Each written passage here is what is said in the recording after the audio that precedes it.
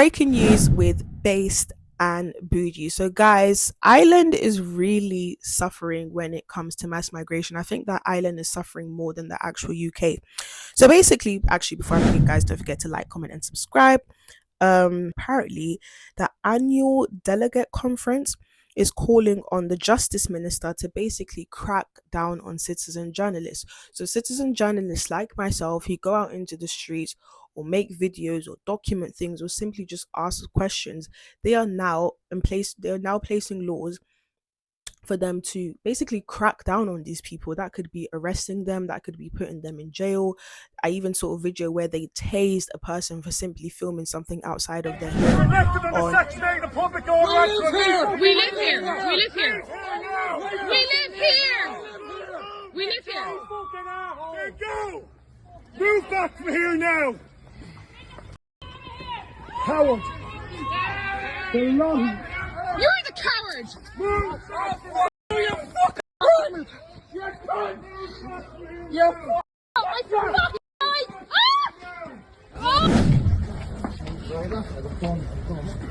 Right, boys. What are you arresting? What are you arresting him for? I tried to fucking walk away. Don't exist. Here, let him take it. You're the ones that started it. Right. Stay in the fucking ground. Right. Rob, stay here, Rob. You're the ones that started it, Cardi. Right, just let me breathe. Robbie, stay down. Stay down, Rob. Put my head up. Put my head up.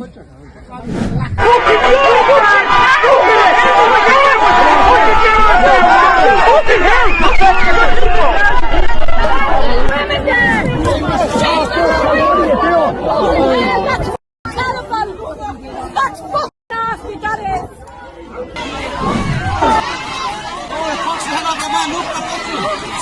Chaotic scenes here. Pepper spray is being sprayed on women and children. Pepper spray is being sprayed on women and children up here. Pepper spray. How that works, isn't it? Yeah, funny enough, isn't it? But you will, if you are going to be part of the protest, you will have to. But I'm not part of any protest. I'm flying my national flag on my streets. If you're proud of the protest, you'll have to show your face. I'm not at a protest. I'm standing here on the streets. Well, then I can't direct you to keep moving then. Why? What about everyone else that's standing around there?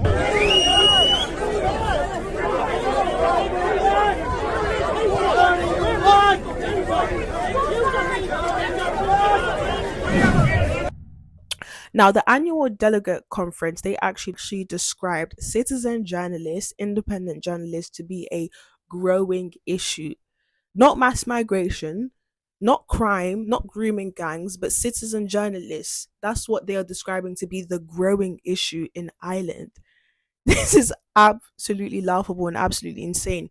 And what's so funny is that when they say citizen journalists, what they are saying is Irish patriots. Irish patriots. I just don't understand. Like, why are white people the only people in the world that are not allowed to be, patriots? Why? I don't get it. I just don't get it.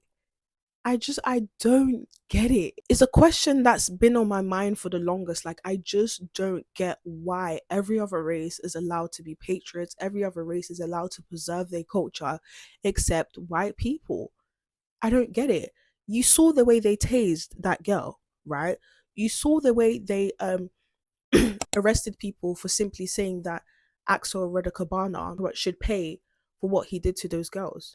You saw how they treated Tommy Robinson. You saw what they did with the Adolescence movie, where they got a white guy to portray criminals when white people, literally out of 1,000 people who, commit crimes, white people only commit 12. I just truly don't get it. And the reason why I don't get it is because we're living in a time where equality is everything. Equality is the big word. Oh, let's all be equal, diversity, inclusion. But it's so clear that it's except white people. And I just don't get that. And I just find it to be so hypocritical, because I believe in equality so much to the point where I do feel as though if Irish people feel as though they are being outraced or outnumbered, or they're no longer becoming a majority, they should be allowed to feel that way. They should be allowed to document it. They should be allowed to stand outside their home and film it, not being, tasered or sprayed, whatever the police done to them is. I just don't get it. I just don't get it. And it's a question that's been running through my mind. And I just don't understand why it's not running through enough people's minds. Now, why am I talking about this? I'm talking about this because I want people to understand that democracy is at stake.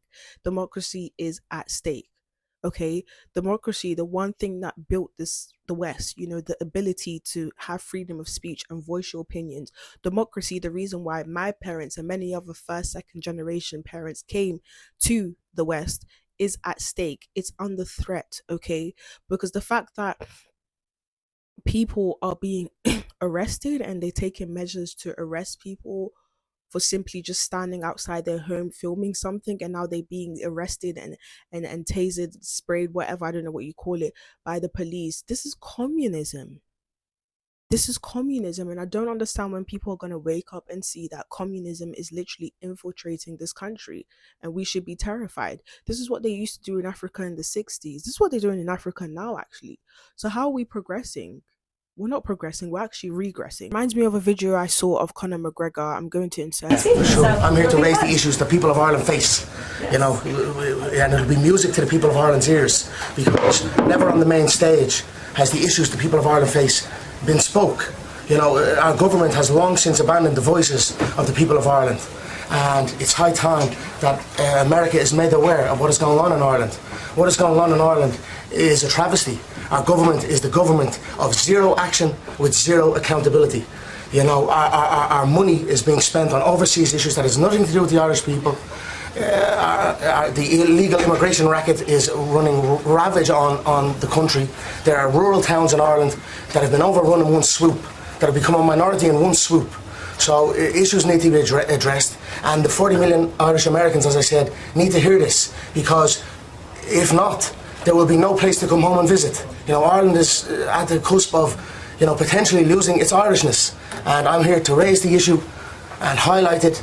It's also St. Patrick's Day, so a little bit of celebrations for sure, and a little bit of learning and listening to Mr. President Trump, whose work ethic is inspiring. And all that does to me is highlight the lack of work on my side. So that's it. That's what I'm here for. Awesome. First and foremost, why does Conor McGregor look like a black man in that video? He actually looks like a light-skinned black man in that video. What? Like, when did this happen? Conor McGregor actually looks black in this video.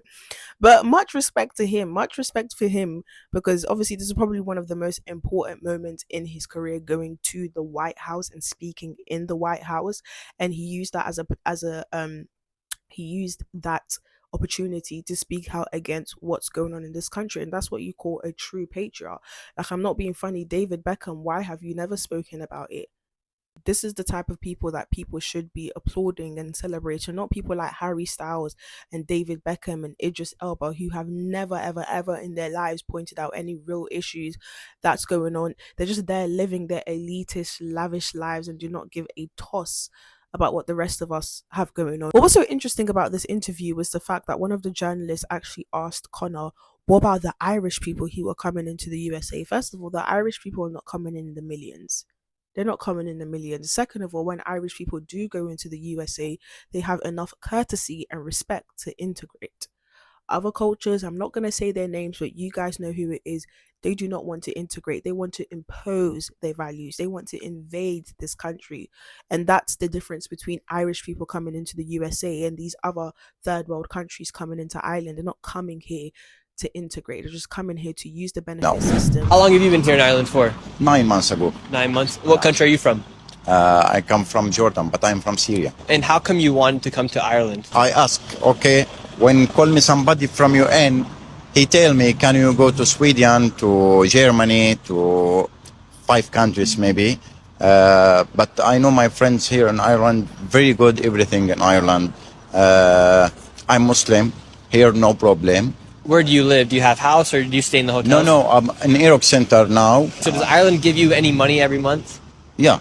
How much money do they give you? Every week, I'm married, I have 3 daughters, my children.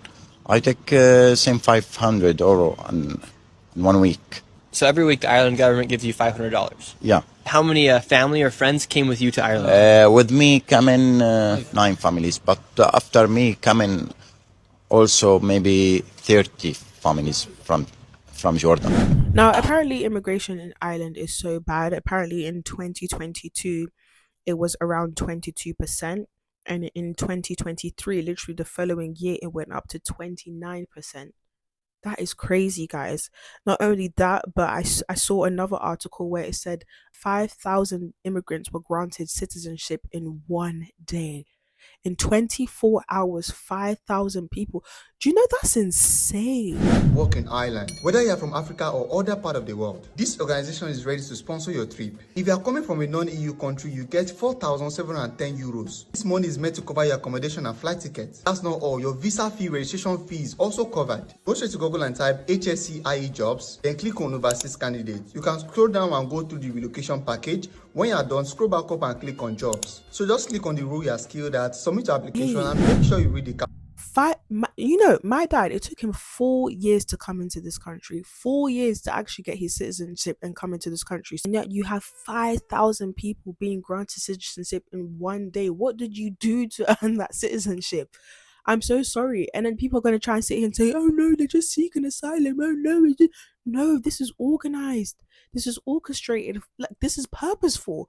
You understand? And I can understand why the Irish people are getting upset because, you know, a country without borders is not a country. Now, I honestly feel for the Irish people because, again, if I was to put myself in their shoes and say I was living in Congo, and lately Congo has been experiencing a lot of Chinese invasion, and I saw what 5,000 Chinese people got Congolese passports in one day, I would be livid because it just goes to show that there's this like recklessness.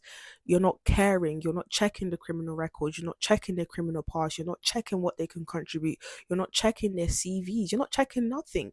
And that is dangerous, you know? And I always come under criticism for I always come under criticism from people telling me that why are you speaking about immigration? Your parents were immigrants. Da, da, da. It has nothing to do with race. It has nothing to do with my parents, and it has everything to do with the fact that this is just not making any sense.